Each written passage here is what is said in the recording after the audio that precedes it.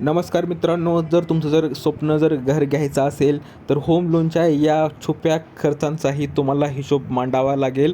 तर त्यातल्या त्यात तुम्हाला सांगू शकतो थोडक्यात मुद्रांक शुल्क तुम्ही माहीत असेलच तुम्हाला.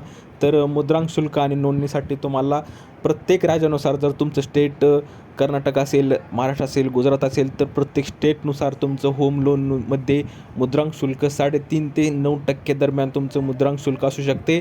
आणि जर तुमचं घर महिलांच्या नावावर करणार असाल तर त्यासाठी प्रत्येक राज्यानुसार सवलत आहे. आणि आपण पुढे पाहू शकतो की अन्य खर्च कोणते ते लीगल आणि टेक्निकल फी आहे. त्यात मालमत्तेसाठी कायदेशीर तपासणी, बाजार मूल्य जे मार्केट रेट आहे त्यानुसार, एमोडिटी आणि गहाणखत नोंदणीसाठी तुम्हाला तुम्हाला सब रजिस्टरमध्ये फी भरावी लागेल. तर याचा खर्च तुमच्याकडे असणार आहे. बँकेचा खर्च तुमच्याकडे असणार आहे. जी-एस-टी 18% आहे, हे तुम्हाला माहीत असावे जेणेकरून तुम्हाला नंतर अडचण येणार नाही. तर जी-एस-टी प्रोसेसिंग फी आणि इतर सेवा शुल्कावर 18% जी-एस-टी असतो. आणि ट्रॅकिंग चार्जेस जो आहे तो कर्ज करारावर स्टॅम्पिंग करण्यासाठीचा खर्च आहे.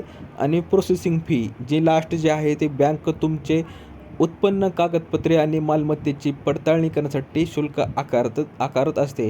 तर मित्रांनो, जर तुमचं स्वप्न घरी घ्यायचं असेल तर तुम्हाला अन्य म्हणजेच इतर मिसलेनियस खर्चाचा तुम्हाला माहिती असावी लागते. धन्यवाद.